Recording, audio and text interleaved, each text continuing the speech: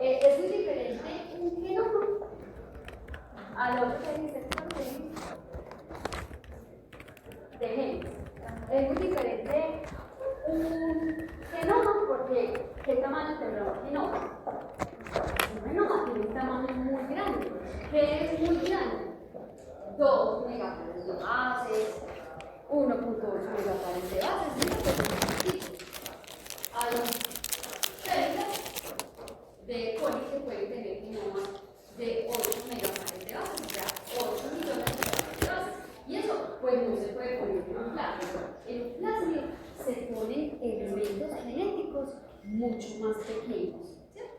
Entonces, dentro de las estrategias de clonación, se puede hacer con un plásmido, se puede hacer con un fago o se puede hacer con un código. Esos, digamos, son los más frecuentes.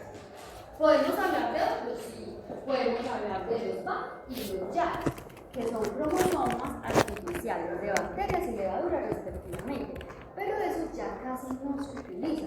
¿Porque ya casi no se utiliza? Simplemente porque como ya el genoma es tan accesible, ya el genoma se puede modificar con las diferentes herramientas moleculares que hay en este momento, entonces ya no hay tanta necesidad de ensamblar un cromosoma completo en un plasma, pues, o en un BAC o en un YAM, ¿cierto? Entonces, pero todo lo que usted, digamos, implemente para un plásmido, o sea, eso aplica para prácticamente todo. ¿Listo? Entonces, por eso es que, digamos, es tan importante que, y yo le doy como tanta importancia a esa unidad de clonación. ¿Por qué? Porque ahí es lo fundamental. Si usted, digamos, no puede comprender todo lo que se da en la unidad de clonación, le va a ser muy difícil entender lo que son vectores de expresión. ¿Por qué? Porque ahí ya tenemos mucha más filigrana, o sea, son muchas cosas más detalladas. Entonces, digamos, este es un poquito más grueso. Entonces, ¿qué serán los plásmidos?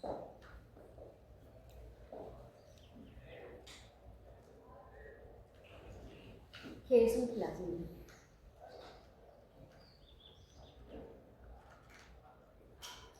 Un plásmido normalmente es un elemento de DNA de doble cadena extracromosómico y autorreplicativo. ¿Qué será lo de autorreplicativo? ¿Qué significará esa palabra?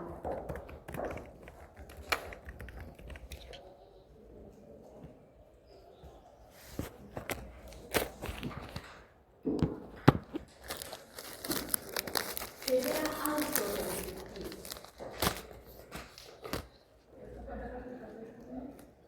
Que se puede replicar el solo sí. ¿Y eso por qué lo puede hacer?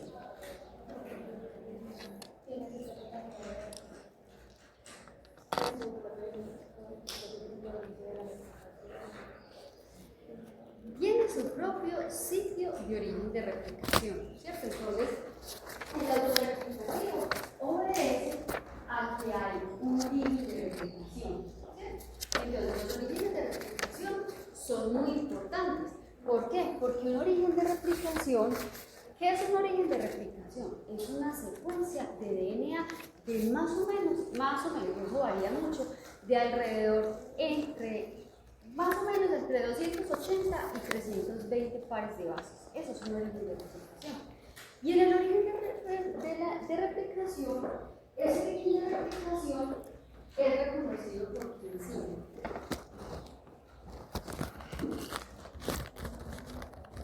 Para que ese material genético se pueda replicar, ¿qué enzima debe reconocer el origen de replicación?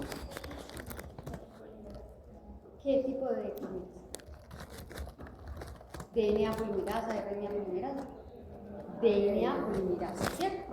Entonces, los orígenes de replicación son secuencias de DNA de más o menos 200, 320 nucleótidos que son reconocidos por una DNA polimerasa.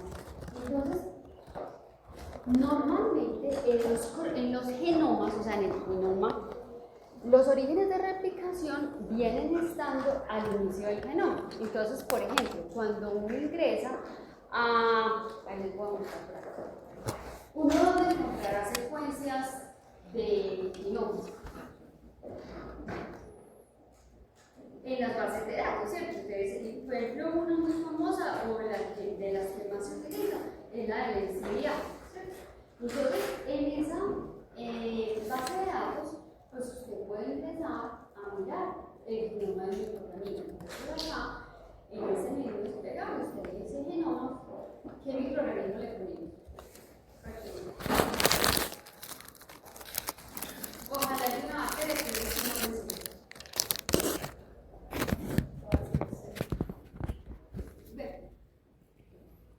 Ese hay muchísimo, ceros. El de referencia a este es el ATCC 14579.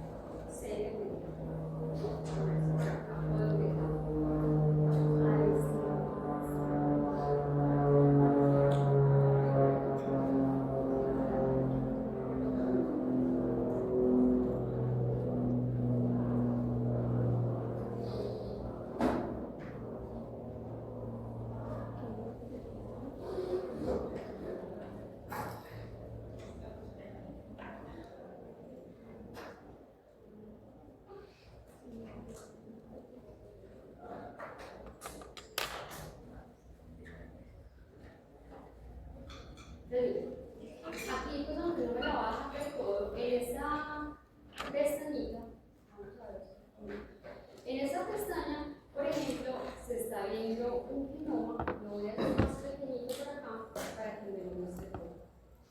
Entonces este genoma tiene un tamaño de más o menos 3.2 kilopares de bases, o sea, más o menos 3.200.000 pares de bases.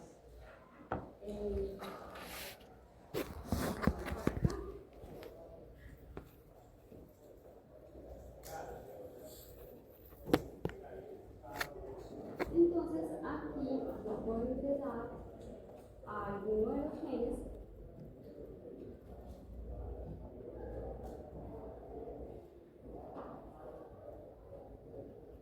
Entonces, los microorganismos siempre, ustedes saben que el genoma de un microorganismo, o de las bacterias, es circular, ¿cierto? Entonces, normalmente en las bases de datos uno los encuentra los genes nomenclados o numerados por número, y ese número obedece a la posición en el genoma. Entonces, Acá, por ejemplo, los primeros genes que están acá al inicio tienen que ver es con la replicación. Entonces, donde se encuentren los genes que tienen que ver con la replicación, entonces ahí es donde está el origen de replicación. Entonces, ¿qué genes hay normalmente? Ahí están, por ejemplo, los genes de la DNA polimerasa, los genes de la DNA quinasa. Entonces, todo lo que tiene que ver con la replicación normalmente está al inicio. Entonces, a ver si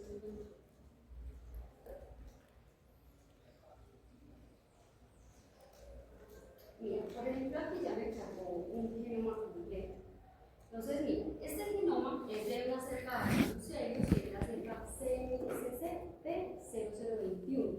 Entonces, miren, esta cepa tiene un tamaño de 5 millones, lo voy a hacer un poquito adelante, tiene un tamaño de 5.521.782 pares de bases, o sea, lo que es lo mismo, 5.5 megapares de bases. Entonces, aquí le voy a cargar todas las características y él empieza marcando los primeros genes que hay al inicio.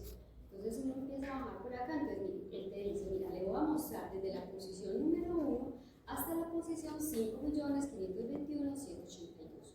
Entonces, el primer gen, ¿dónde está ubicado? En la posición 407 a 1747. ¿Qué gen es ese? Es una proteína de inicio de replicación cromosomal. Entonces, por eso es que uno normalmente al inicio del genoma va encontrando son los genes que tienen que ver con la replicación, ¿cierto? Y muy seguramente aquí, miren que él nos muestra genes, porque uno en el genoma encuentra muchas cosas, ¿cierto? ¿Qué elementos uno encuentra en el genoma? Encuentra genes, regiones intergénicas, ¿qué más?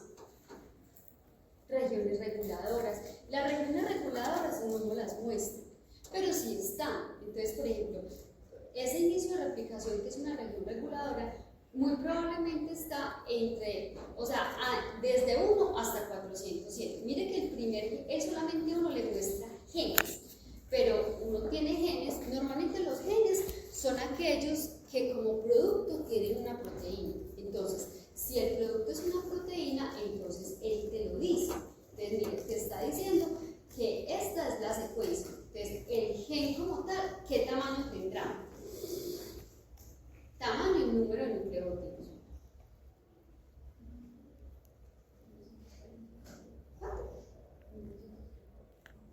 Entonces, 340, ¿por qué dice 340? No, esa es la posición. La posición es muy diferente del tamaño. Entonces, acuérdense que uno normalmente, los genes que codifican las proteínas, normalmente tienen 3 características. 1, codón de inicio. 2, codón de entrada. Y 3, que la secuencia sea un múltiplo de 3. Porque si es una proteína, se lee por codones y los codones son 3 núcleos. Entonces vamos a ver si eso se cumple. Primero, el número. Siempre lo más importante es el número. ¿Cómo determinamos el número? Muy diferente es la posición al número de nucleótidos.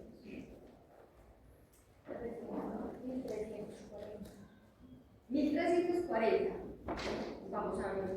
Yo no sé. Entonces uno, ¿qué dice? De la posición 1747 menos la posición 407. Más o menos. Más o menos, claro. ¿Se refiere más o menos? No.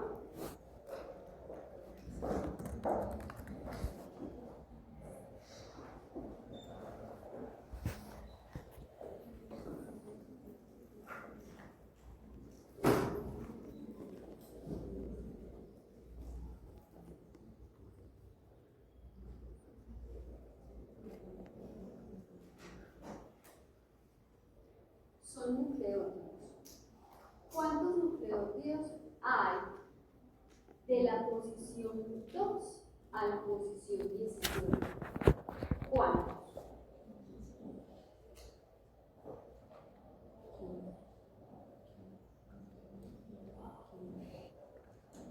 De la posición 2 a la posición 17.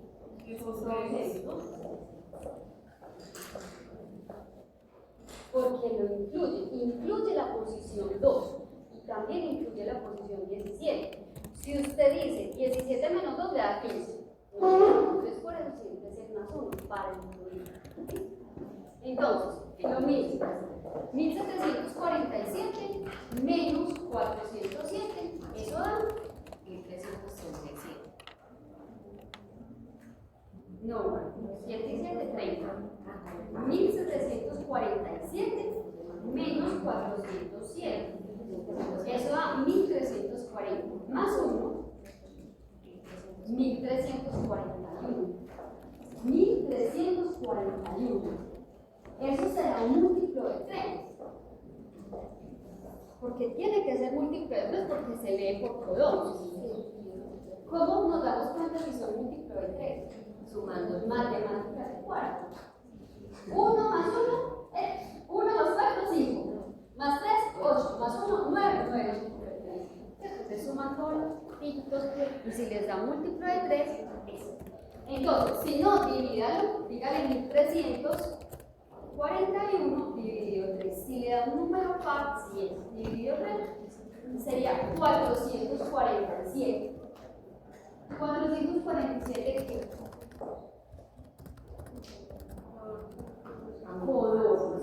Codones. En aminoácidos, ¿cuánto es?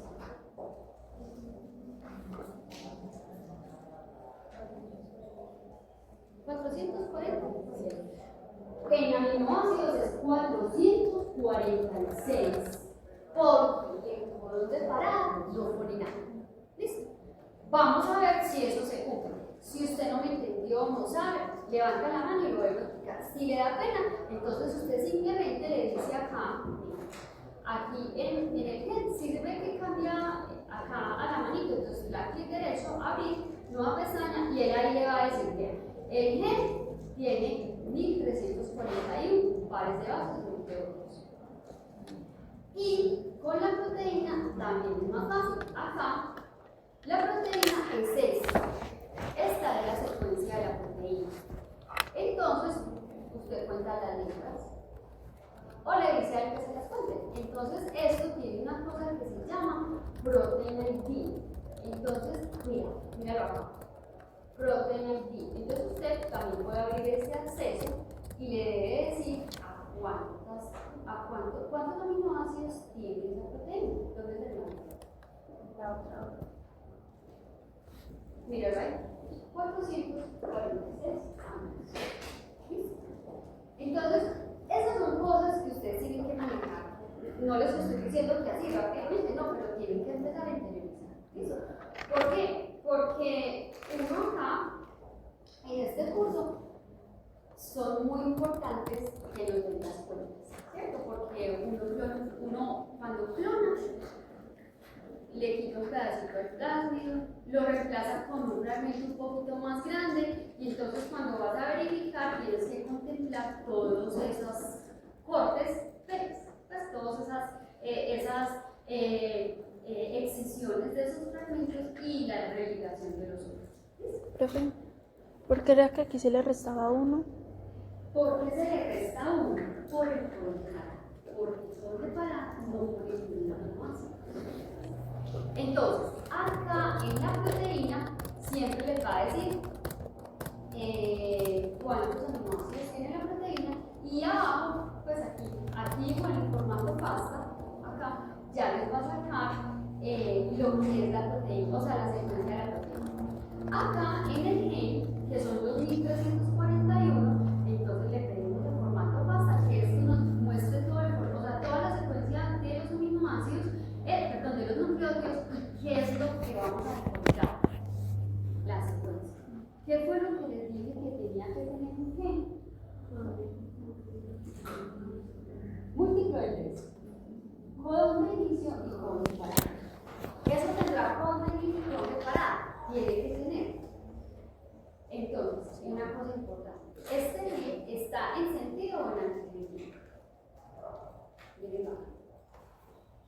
Cuando el gen, ustedes se acuerdan que el DNA son dos cadenas.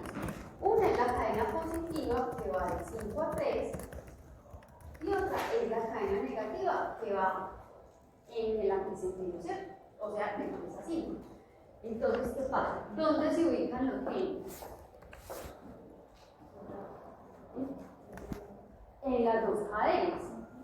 No hay preferencia por ninguno. Entonces, un gen, por ejemplo, ese gen, uno sabe que está en la cadena positiva o en la que va de 5 a 3. ¿Por qué? Porque te están diciendo que va de 400, o sea, de la posición 407 hasta la posición 1747. ¿Cierto? Entonces uno sabe que está ahí, está en la cadena de arriba. ¿Cómo sabe si está en la cadena de abajo? Pues él le dice, ¿cómo le dice? Le dice que el gen está en el complemento, o no me acuerdo si es complemento o antecedentes.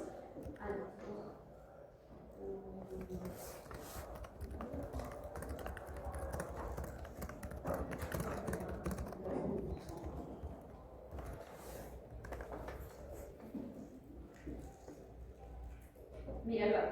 Entonces, por ejemplo, este gen, el que vemos acá, uno sabe que está en el complemento, o sea, que está en la cadena de abajo, pero él no te cambia, no te dice, a ver, este dice 14.300, ya vamos a parar.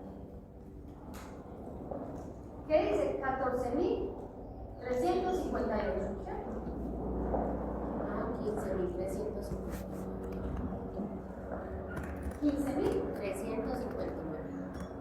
15.359. Él siempre te va a dar la dirección, o sea, no es la dirección, sino la ubicación del menor al mayor en posición.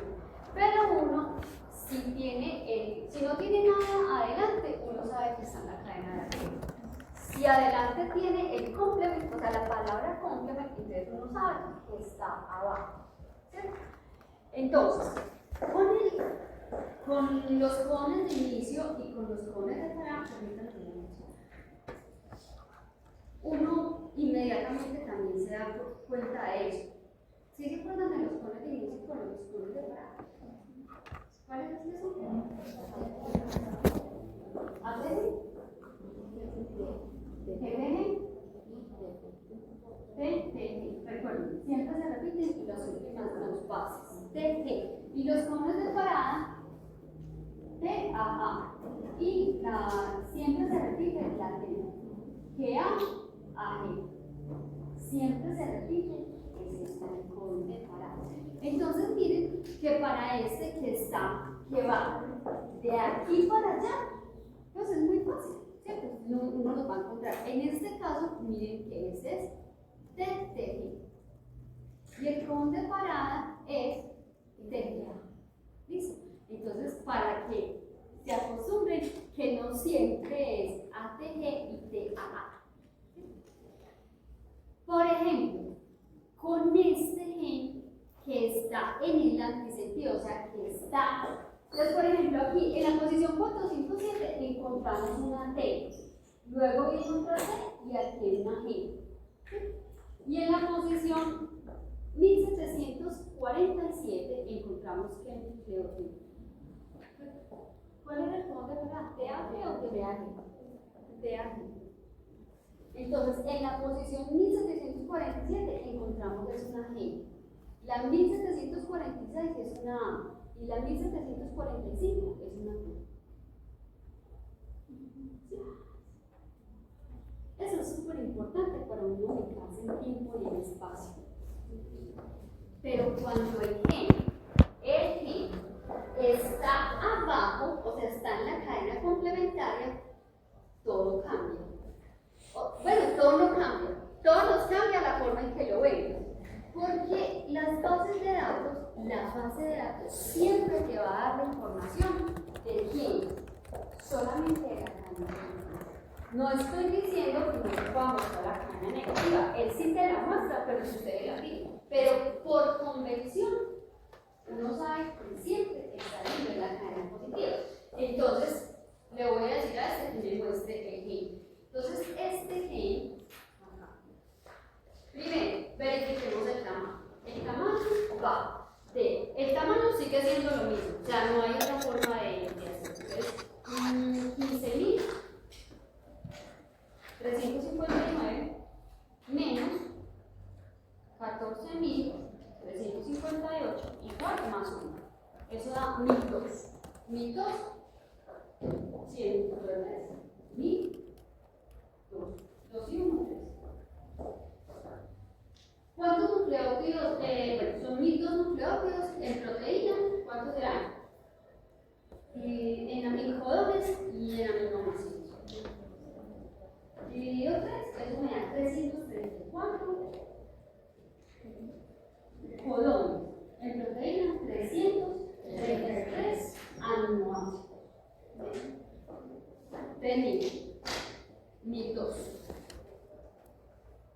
1.002 nucleótidos. Y aquí me debe dar la proteína.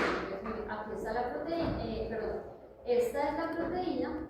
Si no, pues uno abre con el, donde dice protein ID, acá te da la información de la proteína. Entonces, 333 aminoácidos.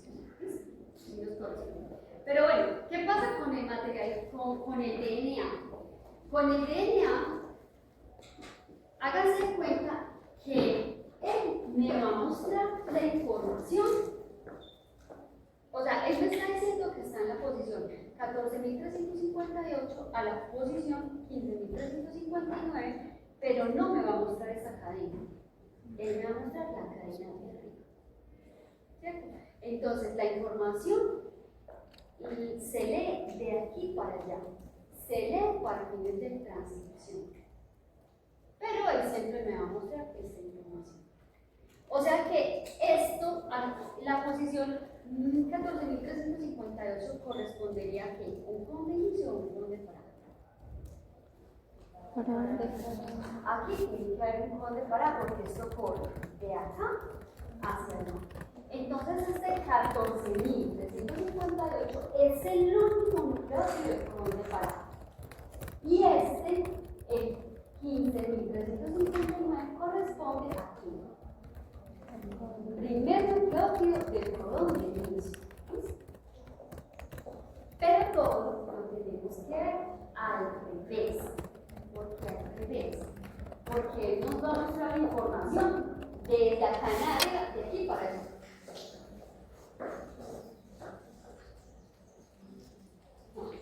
Mírenla. Entonces, como está en el complemento, nos está mostrando la cadena de arriba. TTA.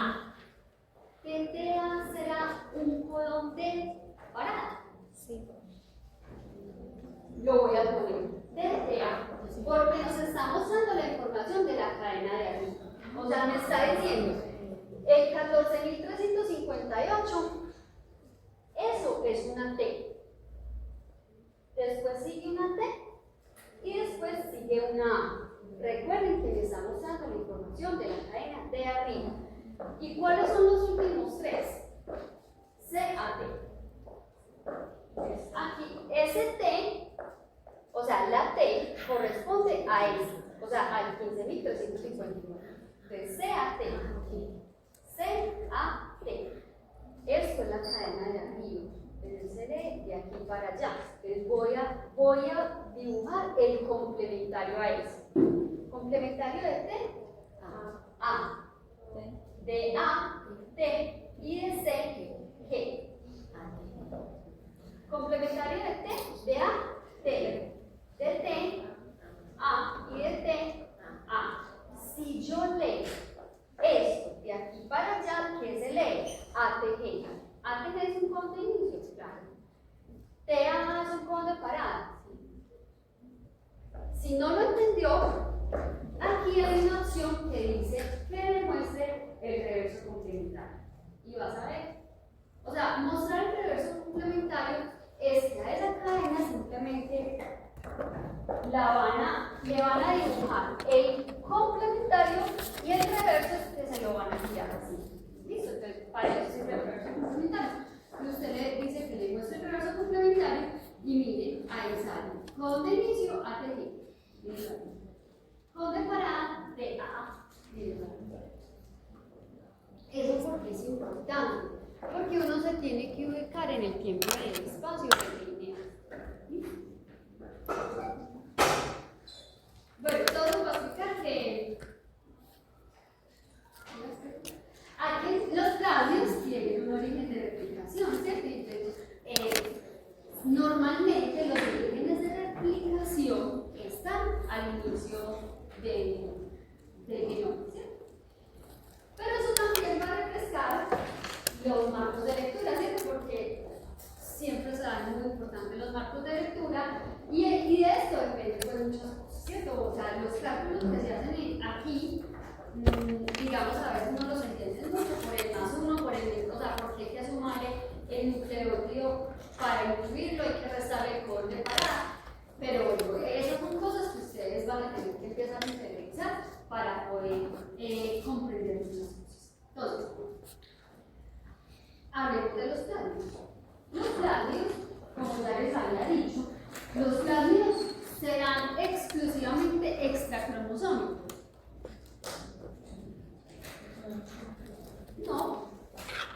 No necesariamente. Hay unos plasmidos por ahí que se llaman episomanos.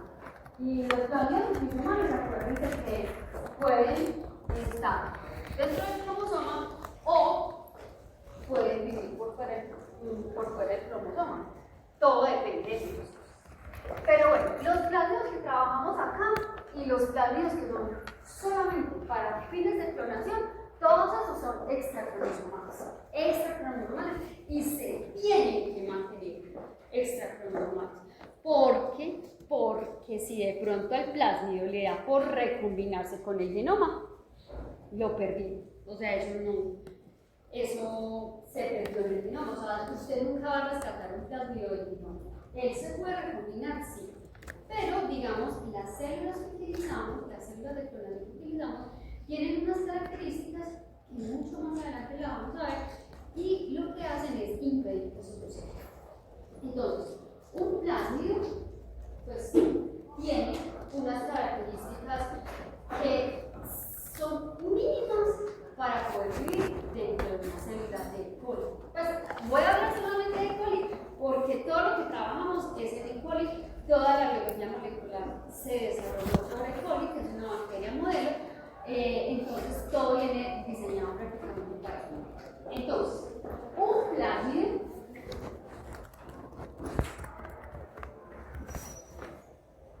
de los que trabajamos en ingeniería genética son plásmidos muy pequeños. ¿Cuánto será muy pequeño?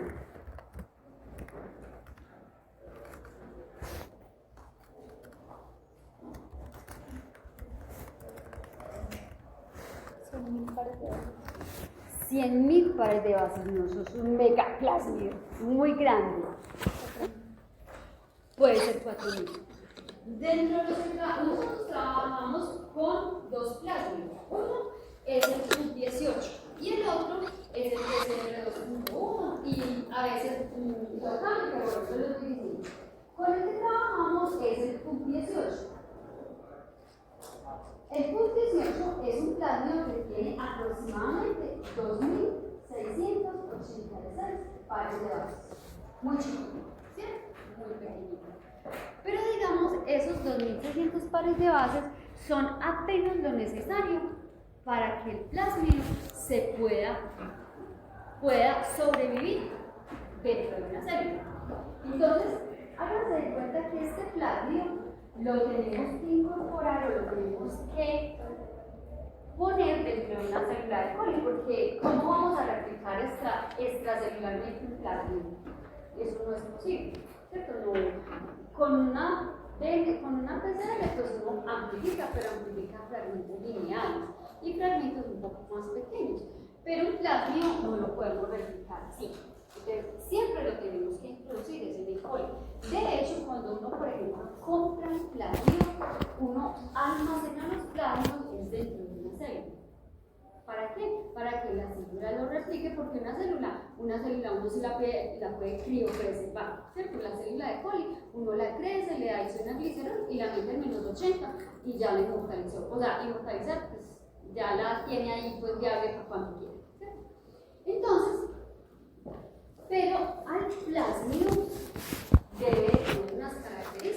para poder vivir dentro de la célula, ¿cierto? Entonces, para empezar, debe de tener un origen de replicación. Entonces, ese origen de replicación, así como el origen de replicación que se encuentra en el genoma, esos orígenes de replicación son secuencias de DNA que son compatibles con una DNA polimerasa. Entonces, ¿de dónde sacamos la DNA polimerasa para replicar este plasma?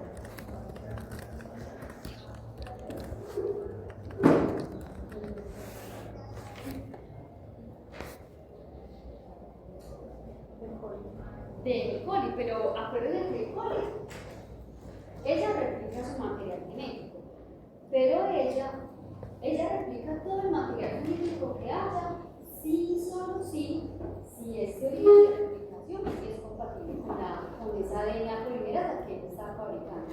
Entonces, háganse de cuenta que E. coli produce todo lo que la célula tiene que producir para ella poderse replicar, ¿cierto? Entonces, antes de que la célula segregue el material genético, ella lo tiene que replicar, ¿cierto? Por medio de su DNA polimerasa.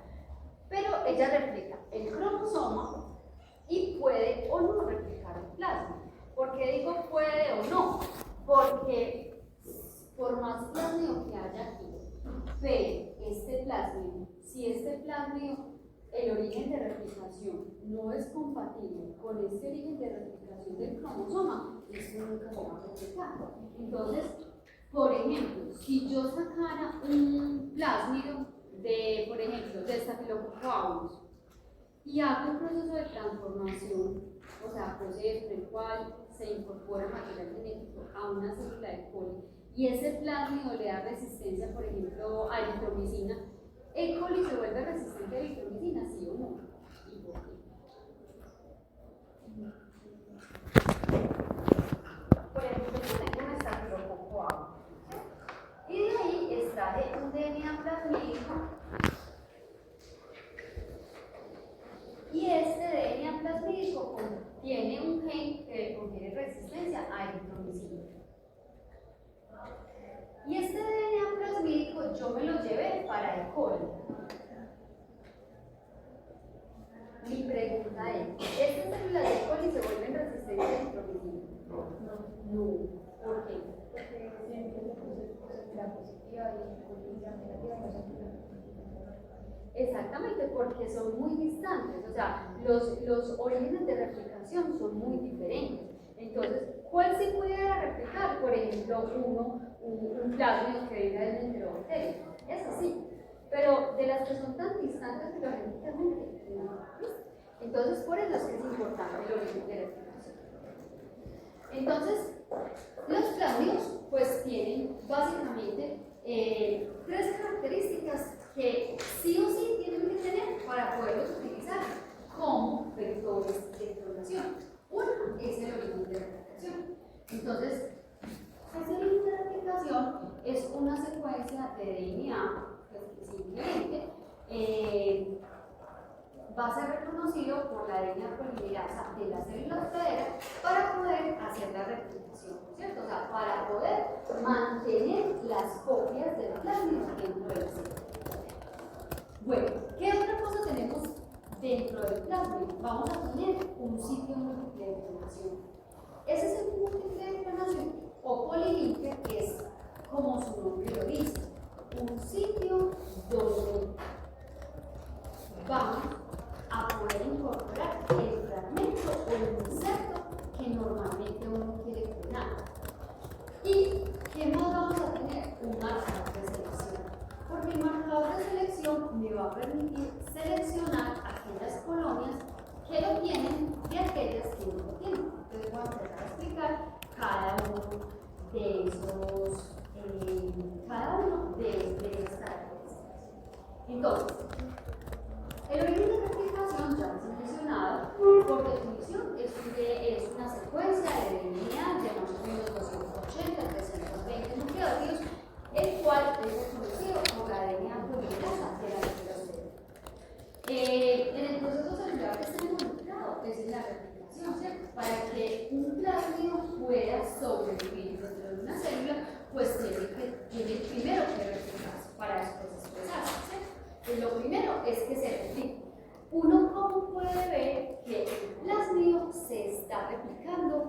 dentro de la célula.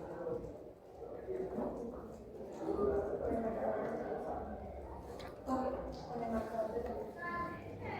Sí, o sea, porque las células crecen en un marcador de selección. O sea, si una célula de coli o de cualquier célula que yo transformé con un plasmid crece sobre el marcador de selección, ¿qué significa? Primero, que se está expresando la proteína que le confiere resistencia. Si se está expresando la proteína que le confiere resistencia, es porque se está replicando, o sea, la célula está creciendo. Entonces, por eso se tiene que centrar en el marcador de selección. Bueno, y esto nos va a permitir que el plasmid se replique dentro de la célula. Entonces, por eso es que es muy importante. Cuando uno está trabajando con plásmidos,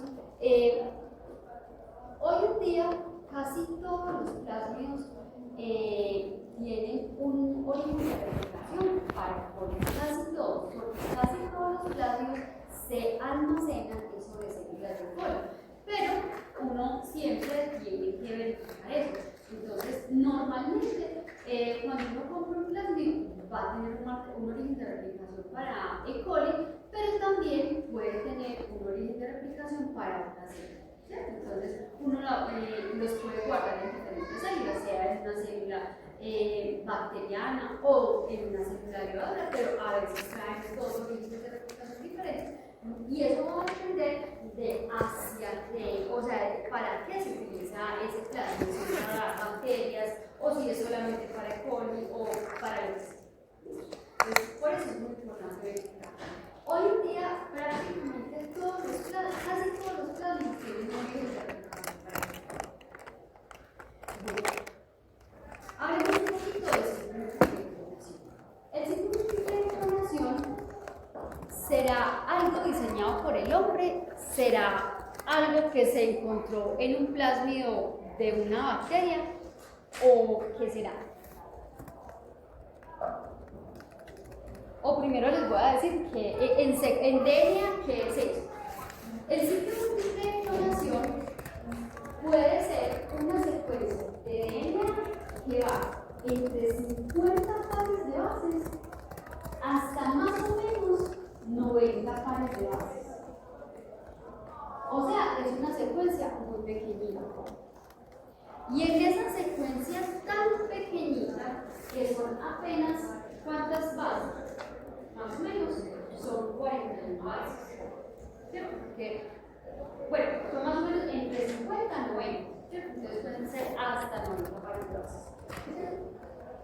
Pero en esa secuencia uno va a encontrar sitios de reconocimiento para enzimas de restricción. ¿Cuántos? Más o menos entre 12 y 20 enzimas de restricción. En este ejemplo traigo 1, 2, 3, 4, 5, 6, 7, 8, 9 y 10. Ahí ellos tienen un poquito más, lo que pasa es que no están todos. Pero en estas más o menos 100 pares de bases, 90 pares de bases, uno puede encontrar esos sitios de reconocimiento para las enzimas de restricción. Ahora bien, mi pregunta. En una secuencia normal que se pueda encontrar en cualquier organismo, vamos a encontrar una secuencia donde hasta entre 12 y 20 enzimas de restricción corten esa secuencia.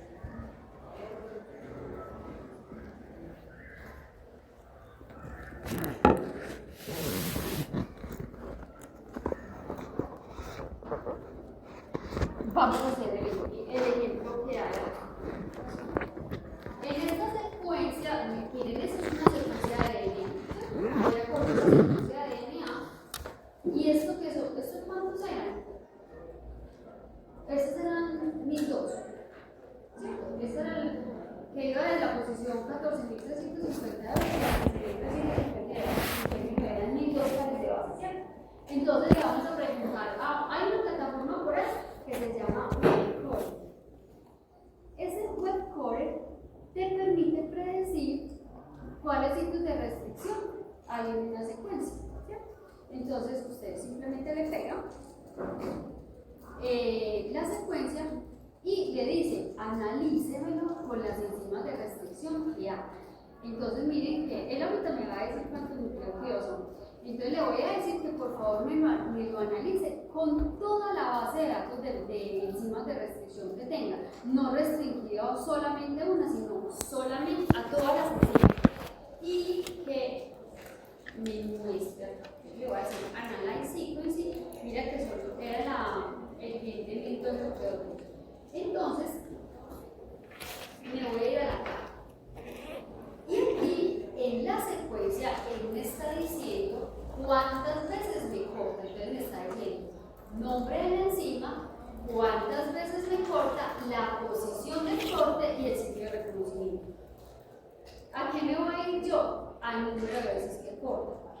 Voy a ver si hay alguna enzima de restricción que al menos me corte 20 veces.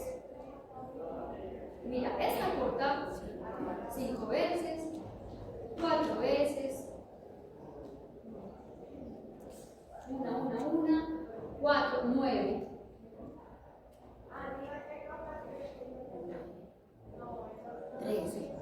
Trece. Ya viste el sitio de restricción. Entonces, miren que en una secuencia de 1002 pares de bases encontramos entre todas las enzimas que hay una enzima que me corta hasta 13 veces.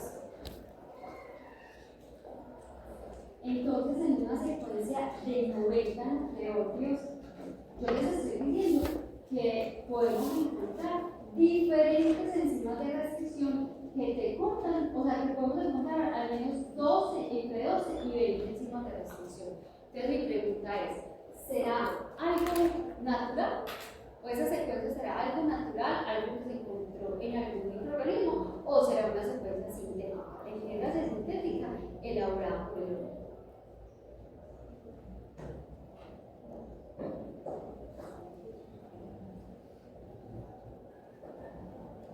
¿Qué será?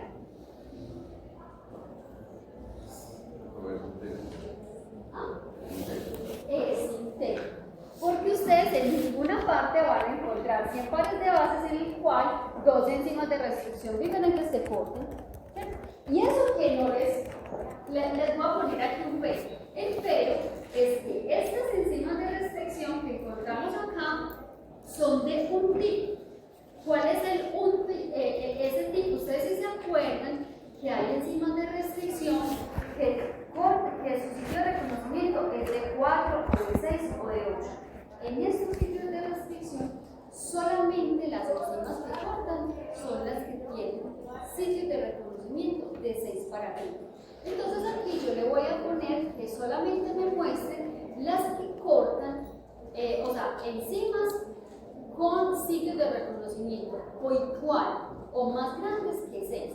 Entonces miren que se va a reducir el número de enzimas que cortan. Miren acá, ¿cuántas cortas te hace? 1 y miren que ya no son 3. ¿Cierto? Entonces miren que por eso es que esto es como tan importante como manejar pues como estas secuencias. Entonces, si quieren lo dejamos hasta ahí. Entonces, ¿qué vamos a hacer para el laboratorio mañana los de M&T? ¿Lo van a hacer?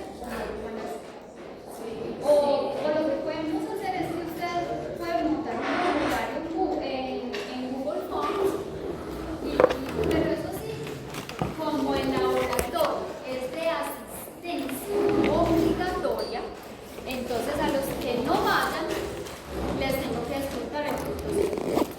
¿Listo?